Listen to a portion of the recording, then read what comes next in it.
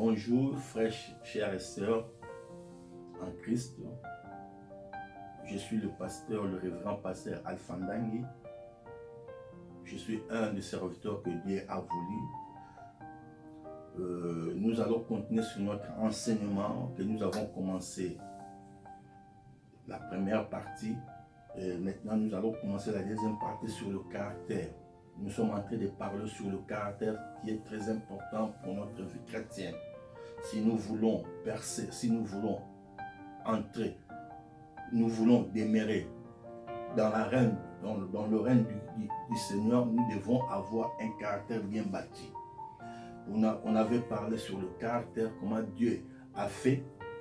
Dieu, dans son plan, il a voulu que l'homme puisse dominer. Mais nous avons parlé à cause du shit de l'homme, à cause du péché, l'homme était devenu esclave du péché. Mais à travers de la mort de Christ et de sa résurrection, il nous a redonné la force de savoir dominer. Mais pour dominer, nous sommes appelés à avoir un caractère. Nous avons parlé sur le talent et le caractère. C'est des choses-là qui est très important. Le talent nous permet de monter et d'arriver au sommet, mais le caractère nous permet d'y rester. C'est très important pour notre vie chrétienne. Et la fois passée, j'avais même dit comment Dieu a choisi David. Si Dieu avait choisi David parce qu'il avait trouvé en lui un caractère, un homme de caractère. Ce n'était pas à cause de ses talents, mais à cause de son cœur que Dieu l'avait choisi. Amen. C'est pour cela que c'est très important dans notre vie chrétienne. Beaucoup de personnes font donc cette erreur. Ils développent leur talent, leur capacité et négligent leur comportement. Or, dans la vie chrétienne, c'est très important. On ne peut pas développer nos talents et négliger notre comportement, notre caractère. C'est très important dans notre vie. Les deux choses doivent marcher de peur. Nous devons chercher à développer notre talent, notre capacité, et nous devons encore forger notre caractère à nous. C'est très important. Parce que si nous négligeons notre caractère, même si nous avons l'élévation, nous allons tomber un jour. Ces personnes ignorent qu'elles créent elles-mêmes les conditions de leur chute. Les gens qui négligent leur caractère créent eux-mêmes les conditions de leur chute. En effet, c'est comme si elles bâtissaient une maison. Au lieu de se focaliser d'abord sur la fondation, elles commencent à lever le mur et à faire le meuble.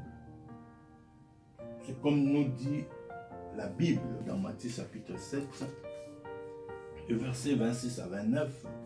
Qu'est-ce que nous dit la Bible?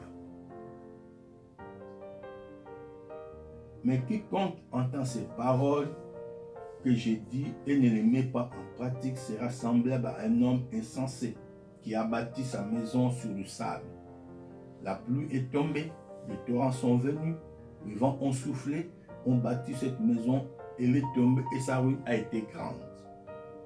Après que Jésus eut achevé ses discours, la foule fut frappée de sa doctrine. Amen. Quelqu'un qui néglige son caractère, c'est quelqu'un qui est semblable à cet homme qui bâtit une maison sur le sable. Parce qu'il a négligé son caractère. C'est très important pour nous en tant qu'enfants de Dieu de savoir que notre caractère est la fondation de notre édifice. Si celle-ci est mauvaise, votre vie sera un échec.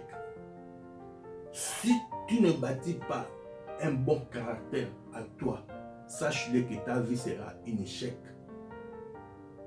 C'est très important en tant qu'enfant de Dieu.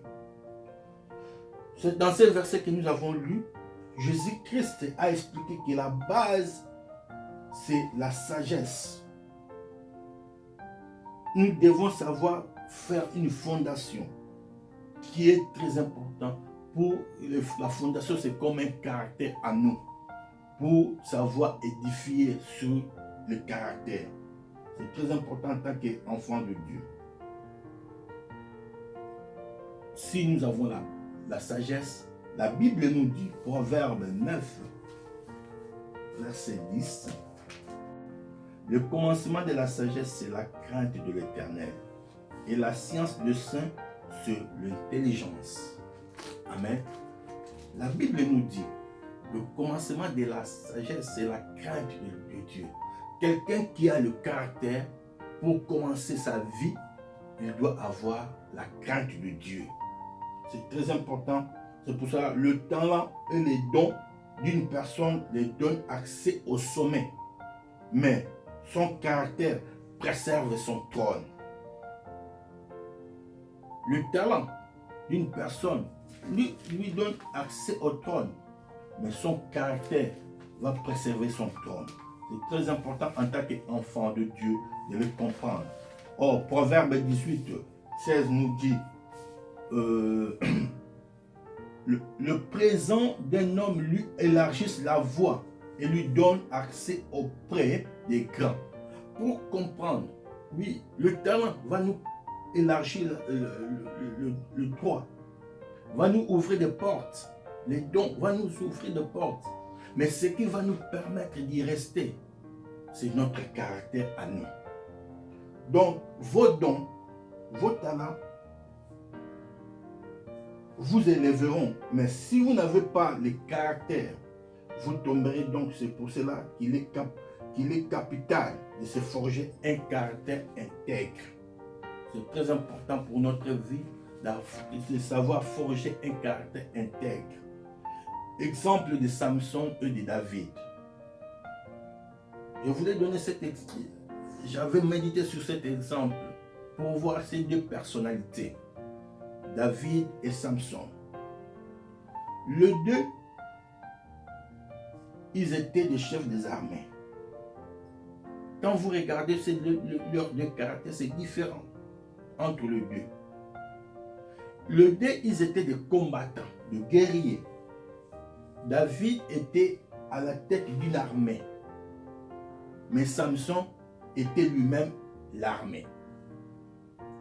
C'est très important, frères et sœurs en Christ. David, il était combattant, guerrier. Samson était combattant, guerrier. Mais David, il était le chef d'une armée, il était à la tête d'une armée. Mais Samson lui-même représentait une armée. Vous allez comprendre. À lui seul, il a défait ses ennemis. Lui seul, Samson, il a défait ses ennemis. Parce qu'il lui-même représentait l'armée. Pourquoi? Parce qu'il avait l'onction, une onction extraordinaire qui était sur sa vie. Mais il a échoué. Pourquoi il a échoué? Parce qu'il n'avait pas de caractère.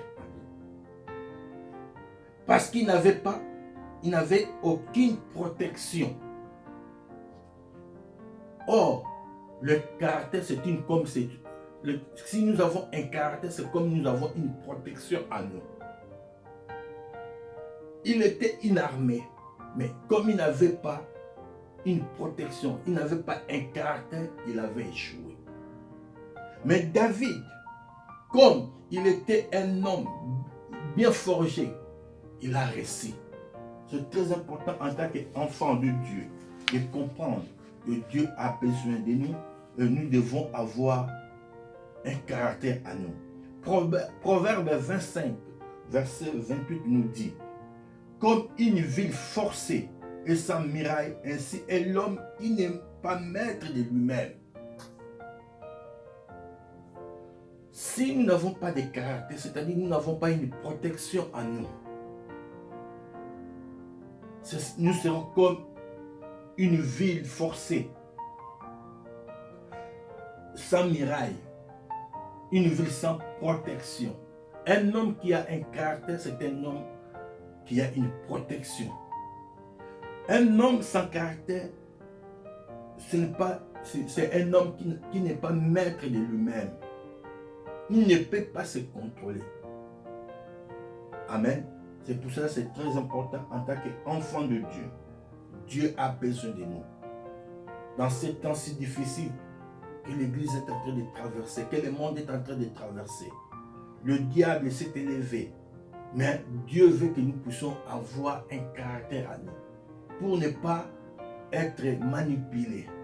Quelqu'un qui n'a pas un caractère sera manipulé. Quelqu'un qui n'a pas un caractère sera corrompu. Quelqu'un qui n'a pas un caractère sera rabaissé. Mais si tu as un caractère à toi, tu forges un caractère à toi, sache-le que tu as une protection divine. Cela va t'élever et cela te permettra d'y rester. C'est très important en tant qu'enfant de Dieu de savoir forger notre caractère. Amen. Et c'est pour cela qu'on peut se poser la question. Comment se forger le caractère en nous? Il y a trois choses qui nous forgent notre caractère. La première chose, l'hérédité. C'est-à-dire, la première chose qui forge notre comportement, c'est l'hérédité.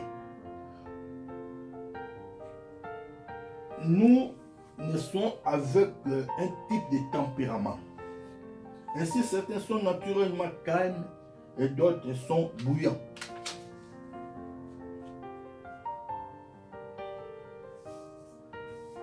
C'est là il faut ajouter que nous héritons le comportement de nos parents. Par les liens de sang, nous recevons des attitudes et comportements de nos parents. Plusieurs familles ont une façon de se comporter, de même que certaines ethnies. Amen. Exemple, l'orgueil. Exemple, polygamie. Exemple, des ethnies qui sont des guerriers. Nous devons comprendre cela, que la première chose qui nous forge notre caractère, c'est notre héritage. On est dans une famille, parfois nous recevons des caractères de nos parents. Nous héritons des caractères de nos parents. Nous sommes influencés par le caractère de notre environnement de nos parents, par le lien de sang. Nous recevons des aptitudes et comportements de nos parents. Plusieurs familles parfois, ils ont une façon d'être et cela nous influence. Deuxième chose, ce qui nous influence notre caractère, l'habitude. L'habitude forge notre caractère. Lorsque vous respectez une action constamment, celui-ci commence à devenir votre nature. C'est pour cela qu'on dit que l'habitude devient une seconde nature. C'est-à-dire, nous devons comprendre qu'avec notre habitude, ça peut nous amener à avoir un caractère, ça va nous influencer. Cette nature devient votre caractère et finalement votre destinée et modèle.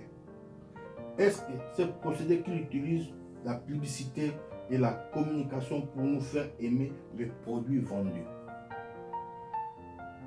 C'est ça la politique, surtout des gens qui font le marketing.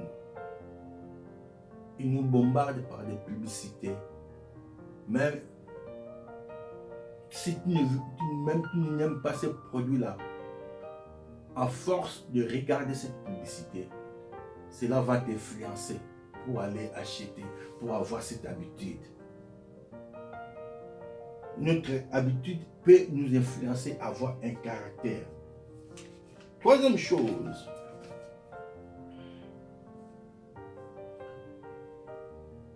la mentalité. L'homme agit toujours d'après une façon de voir.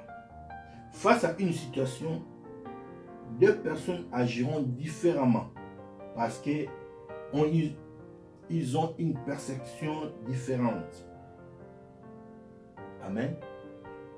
La mentalité, c'est-à-dire l'homme a l'habitude toujours d'agir d'une façon de voir face à une situation donnée, des personnes, ils vont agir différemment. Pourquoi? Parce que chacun a une perception différente. Amen. On peut voir cela dans Nombre 13. L'histoire des 12 espions que Moïse avait envoyés. Les 12 sont partis. Ils ont visité le même pays, même territoire. Ils ont vu la même chose. Ils ont exploré le pays. Ces mêmes personnes, ces 12-là, ils ont vu la même chose. Mais chacun, ils ont interprété cela différemment. Pour comprendre que notre mentalité peut nous influencer. Pourquoi chacun a interprété différemment? La raison est que ce ne sont pas leurs yeux qui ont vu, mais leur mentalité. C'est très important en tant qu'enfant de Dieu. Comme j'avais dit, deux personnes peuvent voir la même chose, mais ils vont agir différemment. Ici, on nous dit, ce n'était pas leurs yeux qui ont vu, mais c'était leur mentalité. C'est très important. Proverbe 23, verset 7, il nous dit quelque chose. Car il est comme le pensée de son âme. Mange et bois, te dira-t-il, mais son cœur n'est point avec toi. Donc, tel que vous pensez, tel que vous êtes, pour changer. Il faut donc changer notre façon de voir les choses. Comme la Bible dit ici, car il est comme le pensée de son âme. Mange et bois et te dira, mais son cœur n'est point avec toi. Si le cœur de l'homme n'est pas avec Dieu, ses pensées sont en train de s'évaguer de gauche à droite. Il pense seulement à manger et à boire. Parce que ses pensées ne sont pas fixées vers Dieu. C'est pour cela, les 12, ils ont vu la même chose. Ils ont exploré les mêmes pays, mais chacun a agi de sa façon. Chacun a rapporté le problème de sa façon. Amen. C'est pour cela que c'est très important en tant qu'enfant de Dieu. Dieu a besoin que nous puissions comprendre. Que nous devons forger notre caractère. Nous devons avoir notre caractère à nous. Cela va nous aider à avancer. Cela va nous aider à savoir comment penser. Amen. Dans le livre des Romains, chapitre 12, verset de la Bible dit: ne vous conformez pas au siècle présent. Ne vous conformez pas au siècle présent, mais soyez transformés par le renouvellement de l'intelligence, afin que vous discerniez quelle est la volonté de Dieu, ce qui est bon, agréable et parfait. C'est très important en tant qu'enfant de Dieu. Donc, la transformation se déroule dans nos passés, dans nos pensées. Elle affecte nos caractères à nous. En tant qu'enfant de Dieu, Dieu a besoin de nous. Nous devons changer notre façon de voir. Nous devons changer. Nous devons chercher à être transformés pour que Dieu fasse en nous un caractère qui sera une protection pour nous. C'est pour cela, frères et sœurs, ensemble, nous nous engageons à découvrir le caractère de Dieu et les moyens pour le développer. C'est-à-dire ensemble que Dieu nous fasse grâce pour que nous puissions découvrir le caractère de Dieu et les moyens pour en développer dans notre vie. C'est-à-dire, comme je l'avais dit, le caractère est là pour nous protéger. C'est pour cela que nous devons avoir le caractère de notre Père Céleste, de notre Seigneur Jésus-Christ, si nous voulons dominer, si nous voulons y demeurer, si nous voulons régner ici-ci-bas, pour que nous puissions accomplir la volonté du Père. Nous avons une mission. L'Église a une mission. C'est toi qui es l'Église. Tu as une mission à accomplir ici sur la terre. Et pour accomplir cette mission, il faut avoir un caractère à toi. Si tu n'as pas ce caractère, c'est-à-dire que tu n'as pas une protection. Ce n'est pas seulement ton talent qui va t'amener. Le talent, c'est bien. Tes dons, c'est bien. Va t'élargir, va t'ouvrir les portes pour t'amener au sommet. Mais ce qui est très important, de savoir y rester. Arriver au sommet, de savoir rester. En tant qu'enfant de Dieu, quand Dieu t'élève, quand Dieu te bénit, de savoir y rester avec dans la bénédiction de Dieu. C'est pour cela, c'est une série des enseignements que nous allons continuer et nous allons comprendre. Et ça va apporter encore un plus dans notre vie chrétienne. Que Dieu vous bénisse.